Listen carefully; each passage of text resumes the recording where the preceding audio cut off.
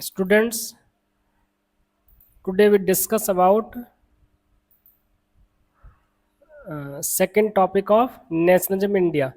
तो nationalism India का जो सेकेंड टॉपिक है ना, सेकेंड चैप्टर है नेशनलिज्म इंडिया, 10th क्लास का आप जानते ही हो। तो जो सेकेंड टॉपिक है उसमें ये आपसे ये क्वेश्चन पूछा जाता है कि what was the meaning of the idea of Satyagraha, कि सत्याग्रह का क्या मीनिंग है। या फिर ऐसे पूछा जाएगा कि what was the idea of Mahatma Gandhi on Satyagraha, कि महात्मा गांधी के सत्याग्रह पर क्या आइडिया थे। ठीक है, गांधी जी के बारे में जानते ही हो आप।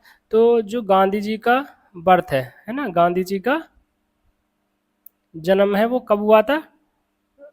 2 अक्टूबर 1869, है ना। कहाँ पर हुआ था? पोरबंदर गुजरात में, पोरबंदर गुजरात में हुआ था। 2 अक्टूबर 1869 को हुआ था। ठीक है, ये आपको याद रखना है। इनकी बेसिक एजुकेशन वहीं पर हुई, फिर इन्होंने बाद में बैरिस्ट्री की डिग्री ली थी। ठीक है, तो बैरिस्ट्री की डिग्री लेने के बाद में ये वहाँ पर अपने लॉयर की प्रैक्टिस करते थे। ठीक, और लॉयर की प्रैक्टिस करते थे। लॉयर की प्रैक्टिस करते करते इन पे एक केस आया था शेख शेख अब्दुल्ला का, जो ट्रेडर्स थे, जो व्यापारी थे, है ना। शेख अब्दुल्ला कौन थे? व्यापारी थे। उनका केस लड़ने के लिए गांधी जी, है ना, कहाँ गए थे? South Africa. कहाँ गए थे? South Africa. ठीक है, अफ्रीकन कंट्री है, बिल्कुल साउथ में है ना, बिल्कुल बिल्कुल साउथ में है। ठीक है, ये आपको याद रखना है। साउथ अफ्रीका केस लड़ने गए थे। ठीक है, तो वहाँ से आने के बाद, वहाँ से आने के बाद गांधी जी ने मतलब साउथ अफ्रीका में भी सत्याग्रह किया था। सत्याग्रह मतलब रिक्वेस्ट फॉर ट्रुथ। सत्याग्रह का मतलब है एक तरह से रिक्वेस्ट फॉर ट्रुथ, मतलब सत्य के लिए आग्रह करना है आपको कि हाँ भाई ये सच्चाई है इस बात में, इस तरीके से। ठीक, तो उन्होंने साउथ अफ्रीका में भी सत्याग्रह किया था। और जब भारत में, वो ये क्वेश्चन भी पूछ लिया जाता है कि व्हेन डिड केम गांधी जी, है ना, गांधी जी भारत कब आए थे? तो 1915, है ना। मंथ की बात करें तो जनवरी, जनवरी 1915 को गांधी जी भारत आए थे। ये भी एमसीक्यू में पूछ लिया जाता है कि साउथ अफ्रीका से गांधी जी कब लौट कर आए थे। ठीक है, तो याद रखना है जनवरी 1915 को गांधी जी भारत आए थे।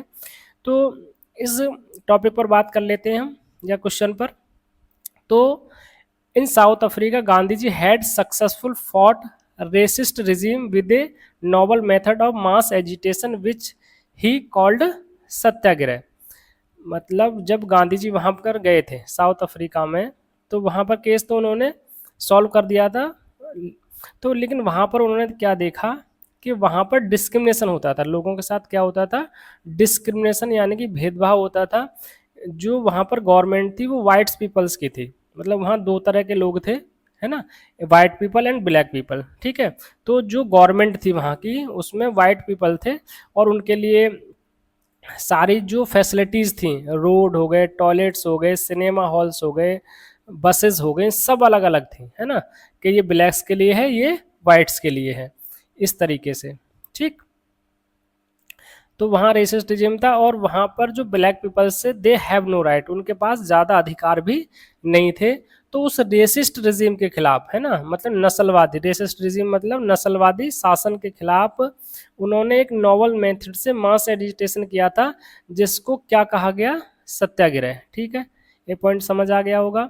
तो the idea of satyagraha emphasize the power of truth and need to search for truth.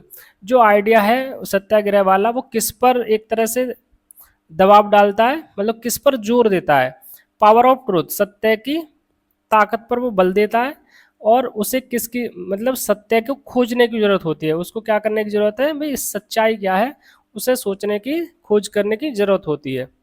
ठीक है, it suggested that if the cause was true, if the struggle was against injustice, then physical force was not necessary to fight the oppressor.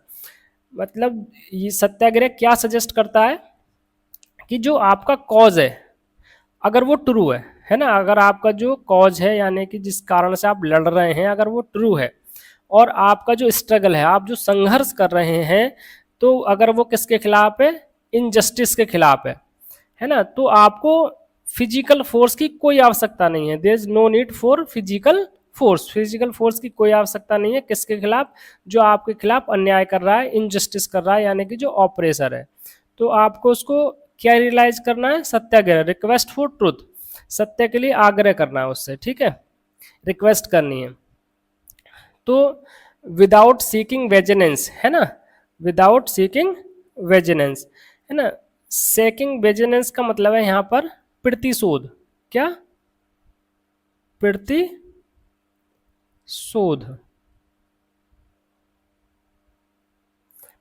मतलब प्रतिशोध मतलब बदला, है ना, प्रतिशोध मतलब एक तरह से बदला, बोलते हैं ना किसी से हमें बदला लेना है ना, बीइंग एग्रेसिव, है ना, या तो सीकिंग वेजिनेंस और being aggressive. The satyagrahi could win the battle through non violence, मतलब जो ऑपरेसर है, जो आपके साथ इनजस्टिस कर रहा है, उसके खिलाफ कोई आपको प्रतिशोध वाली जो फीलिंग है, वो भावना नहीं रखनी है। और जो सत्याग्रही है, ना ही उसको, है ना, वायलेंस करना है। तो जो आपको बैटल है, एक तरह से आपकी जो युद्ध भूमि है, वो नॉन वायलेंस से ही आपको विन करनी है, जीतनी है, ठीक है, ये करना है। मतलब उसका जो ऑपरेसर है, उसका हृदय परिवर्तन करना है, उसको बिहेवियर में चेंज लाना है उसके, ठीक है। तो this could be done by appealing to the conscious of the oppressor, मतलब जो ऑपरेसर है, जो आपके खिलाफ इनजस्टिस कर रहा है, कॉन्शियस, है ना, कॉन्शियस का मतलब क्या होता है? अंतरात्मा, है ना, आपकी जो सोल है, अंतरात्मा है ना, उसको, उसकी अंतरात्मा को जागृत करना है, उसकी अंतरात्मा को जगाना है, अपील करनी है आपको, ठीक है, ये करना है। और people including the oppressor had to persuaded to see the truth, मतलब जो लोग हैं, यानी कि ऑपरेसर है, उसको आश्वस्त करना है, मतलब उसको राजी करना है सत्य को देखने के लिए, उसको क्या करना है? राजी करना है सत्य को देखने के लिए, ठीक है, क्या आप भाई ये सच्चाई है, आप इस तरीके से देखिए, है ना, आप जो कर रहे हो वो गलत है, ठीक। Instead of being a force to accept truth through the use of violence, मतलब उसको राजी करना है सत्य को मानने के लिए, बिना किसी दबाव के, बिना किसी दबाव के, उस पर मतलब फोर्स नहीं करना है आपको, ना तो वायलेंस करना है, ना दबाव डालना है, उसको ट्रुथ को एक्सेप्ट करने के लिए, है ना, वायलेंस का सहारा नहीं लेना है कि भाई जबरदस्ती तुम सत्य को स्वीकार करवाओगे उससे, मतलब वायलेंस का सहारा आपको नहीं लेना है, रिक्वेस्ट का सहारा लेना है, ठीक है। तो by this struggle truth was bound to ultimately triumph, यानी कि इस प्रोसेस में अल्टीमेटली क्या होगा? जो आपका गोल है, यानी कि स्ट्रगल है, आपका जो स्ट्रगल है, ट्रिम्फ मतलब विक्ट्री, आपको जीत मिलेगी, अवश्य ही जीत मिलेगी, ठीक है।